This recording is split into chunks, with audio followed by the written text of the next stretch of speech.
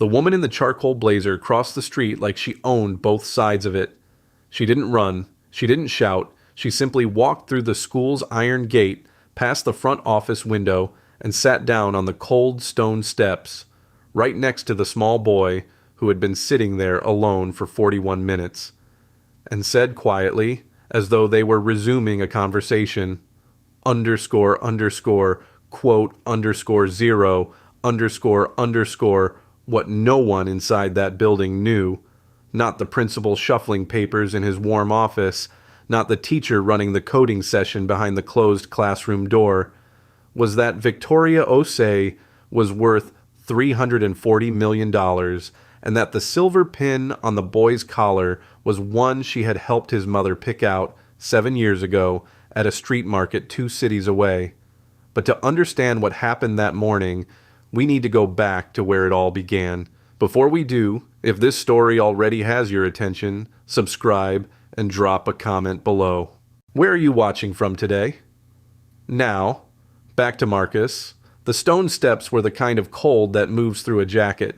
Marcus sat with his back straight. His mother had been specific about that, always, and his math workbook open across both knees. The pages were dense with his handwriting. Recursive sequences, the kind most kids his age wouldn't see for another 4 years. His pencil moved in small, precise strokes. Around him, the morning carried on without apology. A city bus groaned past on the wet street. Somewhere inside, a bell rang. Then, the sound that hit him harder than any of it, the muffled voice of a teacher beginning the session. The words blurred through the door. He caught fragments. Algorithm. Loop. Execute. His pencil stopped. Quote 1, Marcus said. He said it the way a person checks a fact out loud, not to anyone, not for sympathy, just to test whether the words sounded as true outside his head as they felt inside it. Underscore, underscore, quote underscore 2, underscore, underscore. The pencil moved again. Across the street, a car door opened. The woman who stepped out paused on the sidewalk, her eyes fixed on the boy with the workbook and the straight back, and the sneaker held together at the sole with a strip of black electrical tape. Her assistant's voice came from behind her, thin and clipped. Mrs. Osei, the board meeting starts in 11 minutes. I know, Victoria said. She didn't move toward the building. She stood on the sidewalk with the cold air pressing against her face, sharp and thin, carrying the smell of wet leaves and exhaust, and she watched the boy turn a page and keep working. Her jaw tightened, just slightly. She had seen a lot of rooms in her life that had decided, before she arrived, that she didn't belong in them. She knew exactly what that posture looked like from the outside, the careful stillness, the dignity that asks nothing from anyone because it has learned not to expect a response. She picked up her folder. She crossed the street. The fun is just beginning. Tell us what city you're from in the comments. And don't forget to like and subscribe. The tension is rising. Who's watching from where? Like and subscribe to the channel. More to come. Tell us in the comments who's from which country, and give us a like and subscribe. The plot thickens. Let's check our geography. Tell us where you are now. Give the video a thumbs up and subscribe. We're just warming up. Tell us where you're watching from. Give the video a like and hit the subscribe button. The climax is near. Share where you're from, like, and be sure to subscribe. Events are unfolding rapidly. Write your city in the chat, give it a like, and subscribe so you don't get lost. The juiciest part is yet to come. Let's get started. Get to know each other. Where are you from? Like and subscribe right now. The suspense is building. Tell us where you're watching this episode from and reward us with a like and a subscribe. The excitement is running high. Tell us what city you're from now. Give us a big like and subscribe to the channel. The morning of October 14th started the way most mornings did in apartment 4C on Delmar Street. Hortzient Esti with the iron. Diane Washington was up at 5:40. The radiator knocked against the wall in its usual rhythm, and the kitchen smelled like pressing steam and the last of the instant coffee she'd been stretching for 4 days. She moved through the small space with the practiced efficiency of someone who had learned to do everything quickly and quietly, because the boy, sleeping in the next room, needed every minute he could get. She set the iron down, checked the collar, checked it again. Marcus appeared in the doorway at 6:15 exactly. 9 years old, eyes still soft with sleep, uniform already on. Quote 5, quote, he said. Quote 6, quote. Diane turned to look at him. Quote 7, quote. He shuffled to the corner and picked up his sneakers, black, worn at the heel, the left sole held by a strip of electrical tape she'd applied 3 weeks ago and kept meaning to replace. He sat on the kitchen chair and laced them with the focused seriousness he applied to everything. Today's the day, she said, pouring half a cup of coffee. Coding cohort. He looked up. First session. You ready? He considered this the way he considered most things. Briefly. Thoroughly. I've been ready since Tuesday. She almost smiled. Almost. She unpinned the small silver pin from the previous day's collar and fastened it to the fresh one. It was a simple thing, a narrow bar of dull silver, barely an inch long. She'd had it for 7 years, bought at a street market from a woman who'd helped her choose it, and then given her more money than the pin cost and told her to keep the change and the pin both. She never told Marcus that part. Some things a child doesn't need to carry. Sit still. I am still. Your left shoulder isn't. He corrected it. She pressed the pin flat. Marcus pulled his math workbook from his backpack, a dark green canvas bag with a fraying strap, and set it on the table while she finished her coffee. He was already 3 pages in before she'd rinsed her cup. Quote, 16. Quote, 17.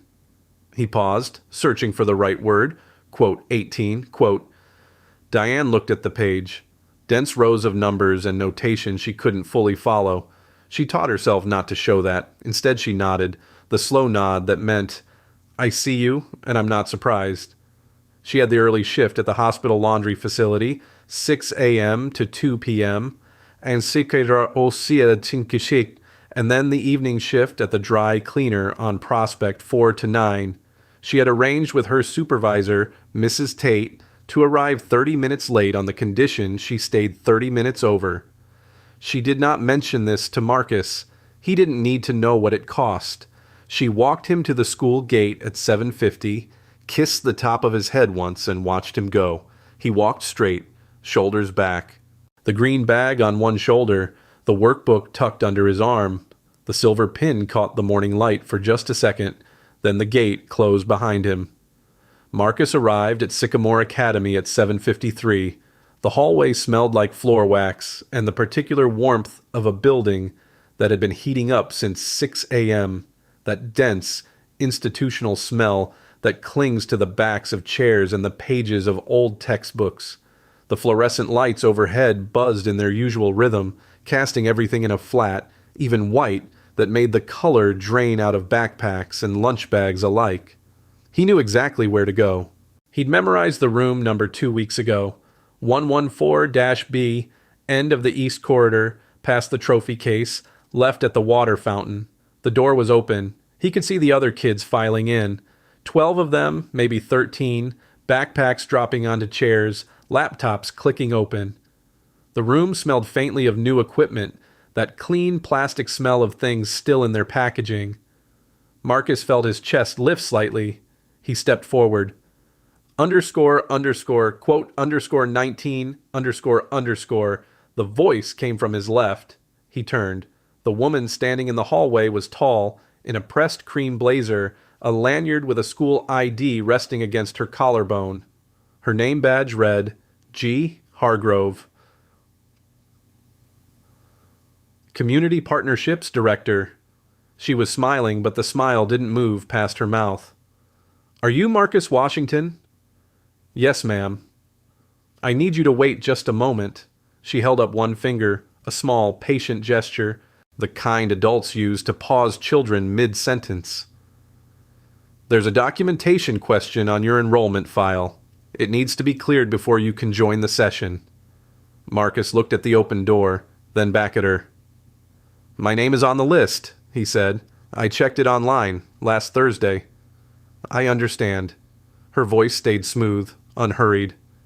It's an administrative matter. It won't take long. The session starts in 4 minutes. I'm aware. She tilted her head slightly. If you'll just wait by the front steps, someone from the office will come and sort it out with you. Marcus's pencil was in his hand already. Facordus. He didn't remember taking it out. He looked at it, then at the classroom. Through the glass panel in the door, he could see a boy sitting down at the workstation nearest the window, the one he'd been planning to sit at. Marcus asked.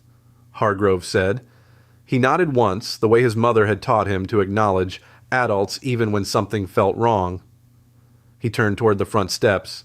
Behind him, he heard Hargrove pull the classroom door shut with a soft, definitive click. The hallway was empty now. His footsteps were quiet against the linoleum. He pushed open the heavy front door and sat down on the top step. The cold hit his face immediately, that thin, sharp October air that smelled of wet concrete and car exhaust. He set his backpack between his feet, opened his workbook to the page he'd bookmarked, and picked up his pencil. From inside, muffled and distant, he heard the teacher say, "Good morning, everyone. Let's get started." Marcus pressed the pencil to the paper. He did not look at the door. Victoria Osei had been parked on Elm Street since 8:15.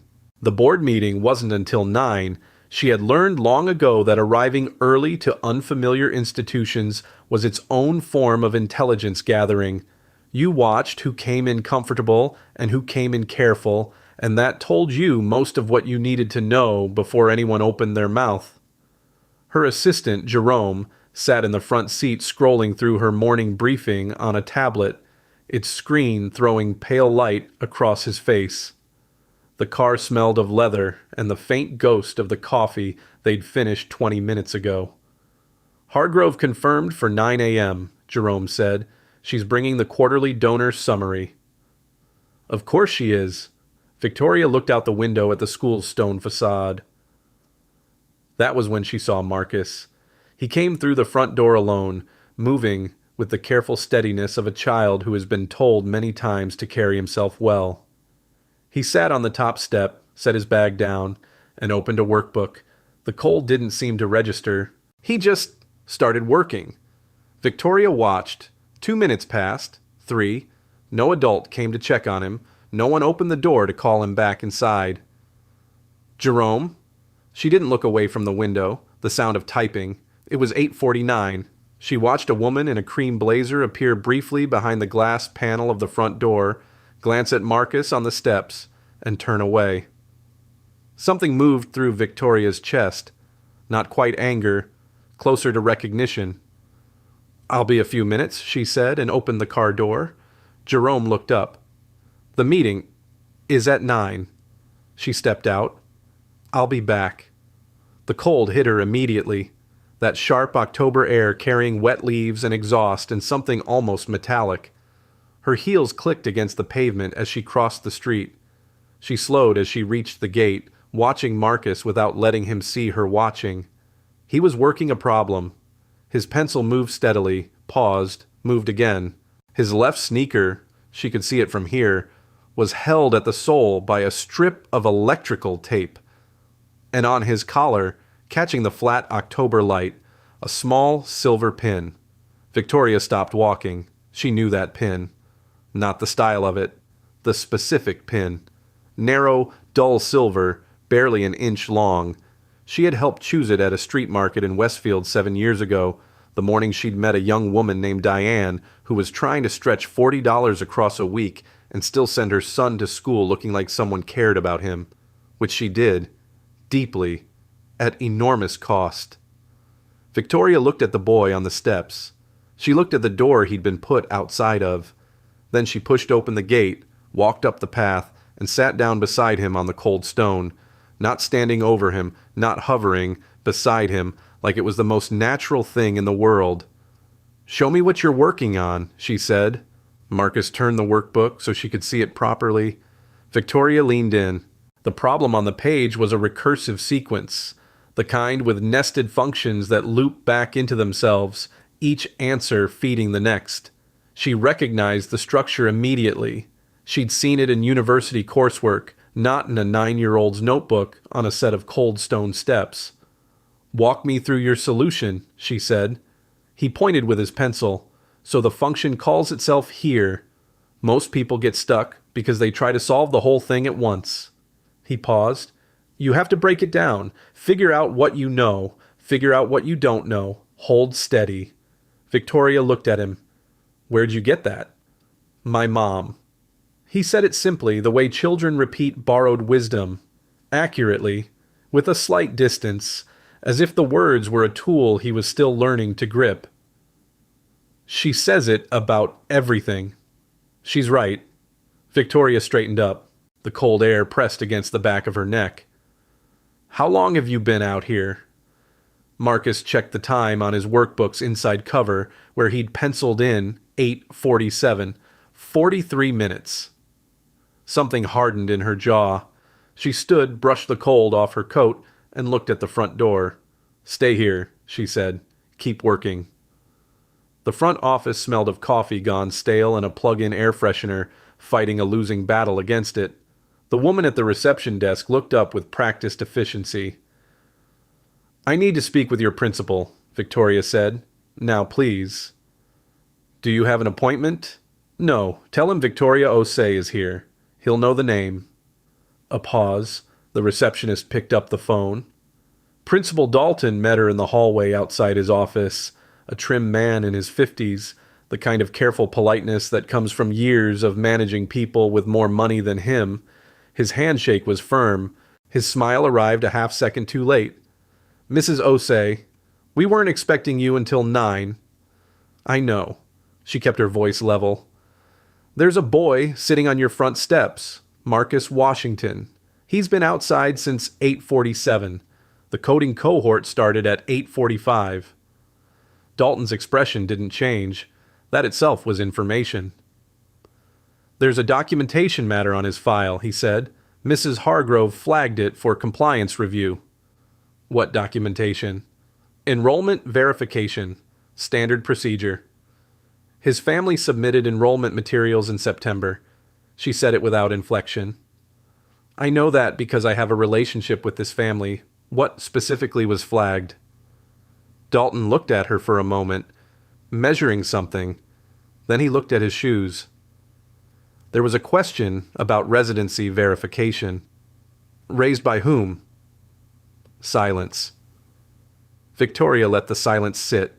She had learned this in her first year running a company. Silence, applied correctly, is pressure.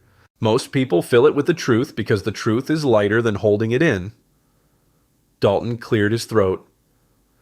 "Mrs. Hargrove brought it to my attention last week." Last week, before the session, before the boy ever arrived, Victoria looked at the framed donor plaque on the wall beside the principal's door. Hargrove, G., lead partner.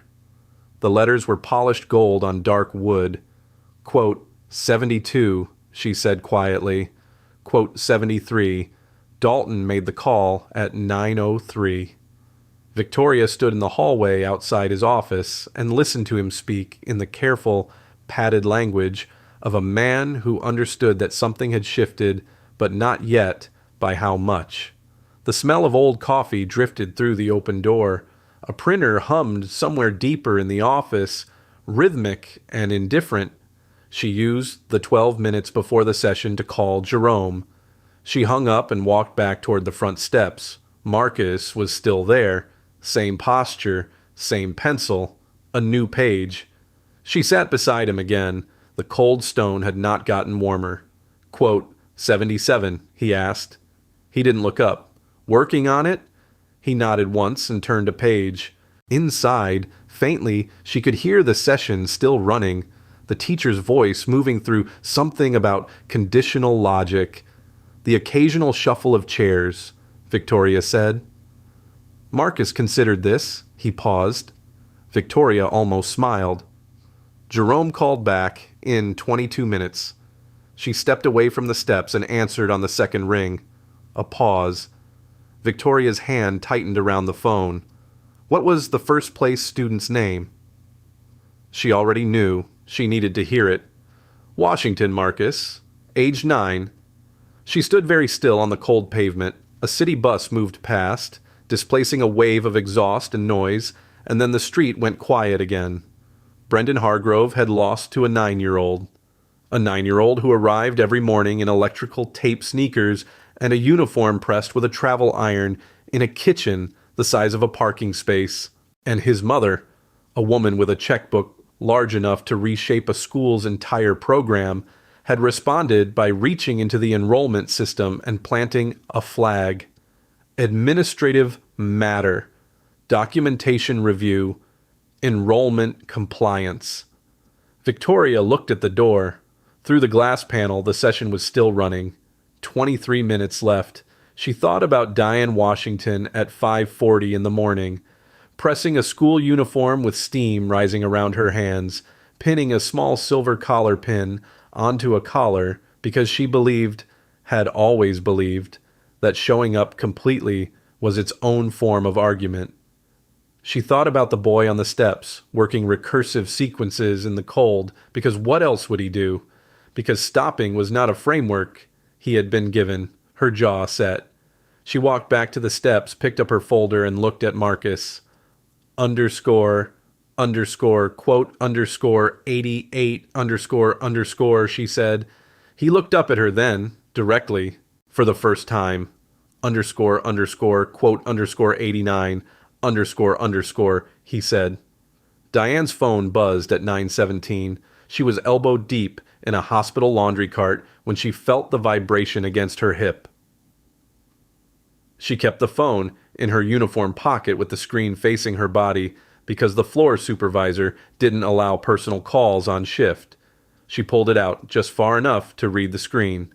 Sycamore Academy. Main office. Her stomach dropped. She pushed the cart to the wall, stripped off her gloves, and stepped into the corridor. Quote 90, the voice on the line was a woman's, not unkind but careful. This is the front office at Sycamore. We're asking that you come in today if possible. There's a matter regarding Marcus's enrollment in the coding cohort. What kind of matter? A documentation question. Mrs. Hargrove, in our partnerships office.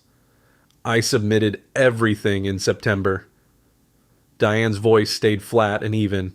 She had practiced this. Adohiso, keeping the temperature out of her voice when the temperature in her chest was rising. Quote, 95. A pause on the line. Quote 96, quote 97, quote 98, quote 99. Another pause, longer, quote 100. Diane's hand tightened around the phone. The corridor smelled of industrial detergent and bleach, that sharp chemical clean that clung to everything, and for a moment the smell of it felt suffocating. I'll be there, she said. Give me 40 minutes. She hung up and stood still for 3 seconds. Then she walked to find her supervisor. Mrs. Tate was a broad-shouldered woman who ran the laundry facility with the efficiency of someone who had seen everything and been moved by very little. She looked up when Diane appeared in the doorway. I need to leave, Diane said. My son's school. You've got 6 patients' loads on the line. I know. I'll stay an hour over tonight. Mrs.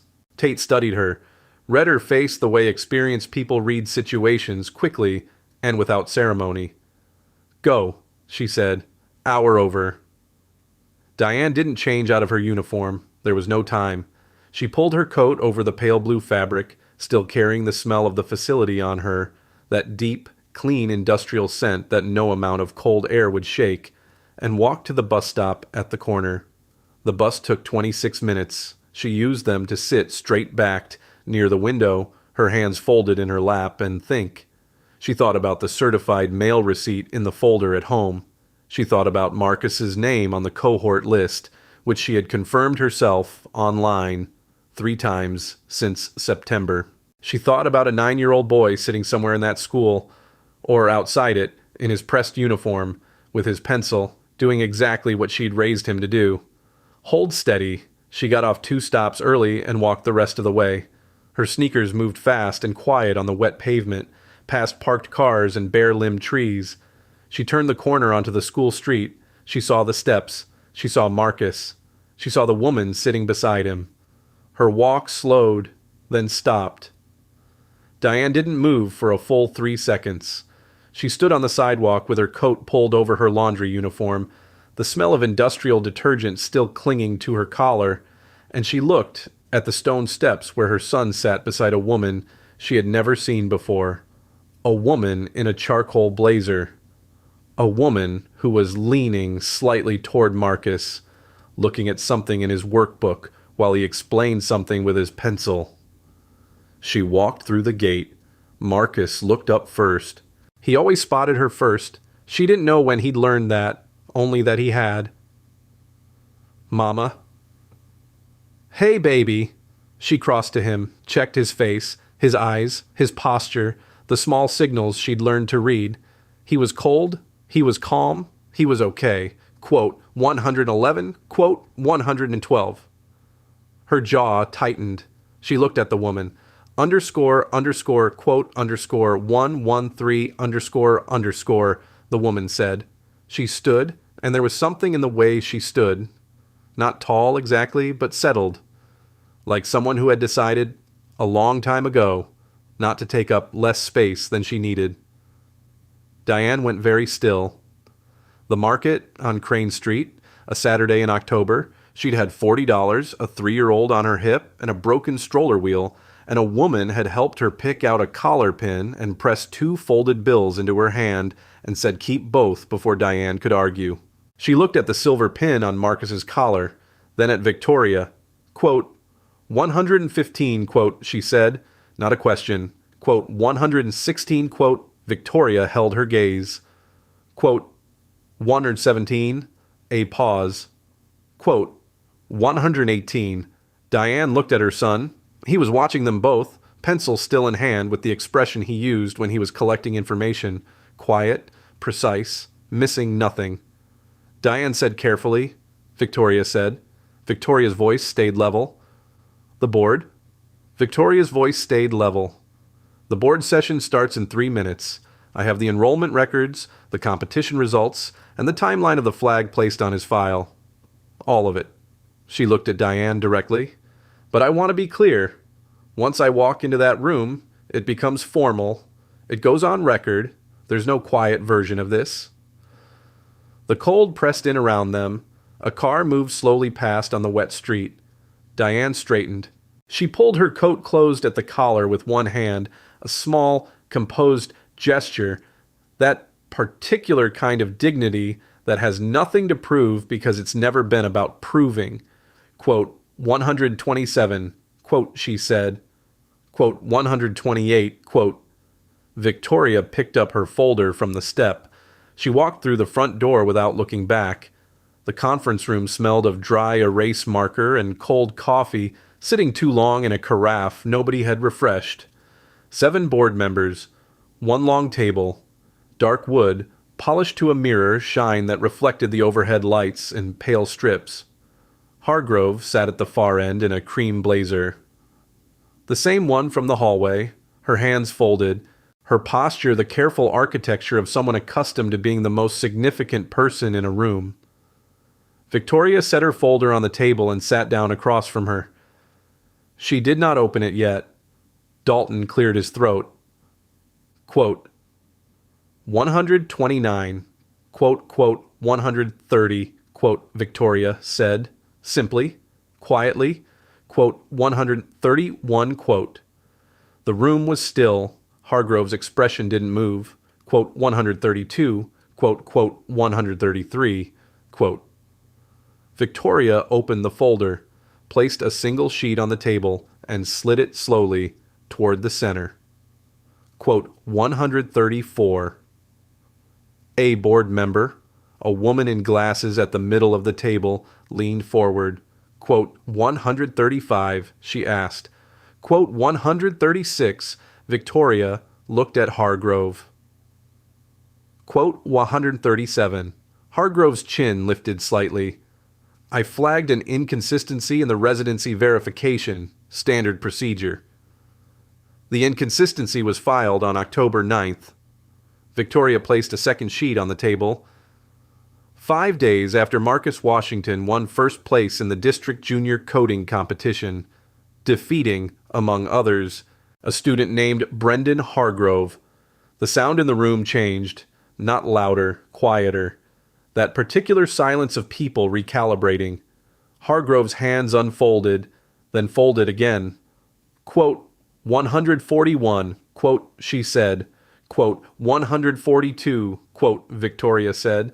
Quote, 143, quote, a board member, older man, reading glasses pushed up on his forehead, spoke, underscore, underscore, quote, underscore 144, underscore, underscore. Hargrove looked at him. Her jaw moved slightly, as though testing the weight of several different responses. Victoria said again, calm, final. The older board member removed his glasses entirely, set them on the table. Dalton had not spoken in 4 minutes. He was looking at the wood grain of the table's surface, with the focused attention of a man hoping the moment would pass around him. It didn't. The vote took 11 minutes. When it was over, Hargrove's partnership status was suspended pending a formal review. Her name would remain on the donor plaque in the hallway.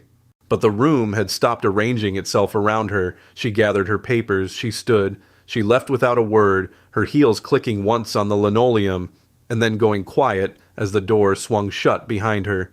Victoria picked up her folder. She looked at Dalton. There are 20 minutes left in the session, she said. Take him to his seat. Dalton walked Marcus to the classroom door himself. He didn't say much, just knocked twice and opened it, and the teacher looked up from the front of the room with the slightly startled expression of someone interrupted mid-sentence. 12 faces turned. The room smelled of warm electronics and pencil shavings and the faint plastic scent of new laptops running. Marcus walked in. He set his green canvas bag on the empty chair by the window, the one he'd watched another boy sit in through the glass panel 3 hours ago. That boy had moved. The seat was open. He sat down, opened his workbook, picked up his pencil. The teacher looked at him for just a moment, then said, "Welcome. We're on conditional loops. Page 4. Marcus was already on page 4. Outside in the hallway, Diane stood with her coat still on, the smell of the laundry facility still woven into the fabric, and watched her son through the glass panel in the door. She didn't move for a long moment. Then she pressed 2 fingers briefly against the glass, a small private thing, and turned away. Victoria was waiting near the front entrance, folder under her arm, Diane said. Victoria shook her head slightly. Quote, 152. Diane looked at her. Quote, 153. Victoria almost smiled. What, quote, you want 154? 6 months later, Diane Washington was not working the laundry facility on Delmar Street. She was working at the Osei Foundation's Community Outreach Office on 5th, Schwarber Niesi for Chilwer, in a bright, warm space that smelled of fresh coffee and printer ink and the particular aliveness of a room where people believed the work mattered. She coordinated family enrollment support for district programs. She knew every form, every deadline, every certified mail confirmation number that a family needed. She made sure no child arrived anywhere without their paperwork already airtight. Her hours were fixed. She was home by 6. Hargrove's name remained on the donor plaque in the school hallway, but her board seat was gone, and the partnership program had been restructured under independent oversight. No one mentioned her in meetings. The room had stopped making space for her, and the absence was its own kind of verdict. Marcus won the state junior coding competition in March. He stood on a low stage in a school auditorium, cheese, warm lights overhead, the smell of wood and old curtains, and held a certificate with both hands. His uniform was pressed. The silver pin was on his collar, catching the stage light the way it always did. In the back of the auditorium, Victoria stood with her folder at her side. She watched him scan the room until he found her. He looked at her for just a second. She raised the folder slightly. Barely a movement. More acknowledgement than wave. He nodded once. Then he looked back at the stage and stood a little straighter. Beside her, Diane leaned toward the colleague next to her and said, quietly, without performance, underscore underscore quote underscore 155 underscore underscore. The story of Marcus Washington is a story about what happens when one person decides that a child sitting alone on cold steps is not a small thing. Power used well doesn't announce itself, it just sits down, asks to see the work, and refuses to leave until the door opens. If this story stayed with you, hit like, subscribe, and tell us in the comments where you're watching from today. And tell us, if you had been sitting in that car across the street, what would you have done?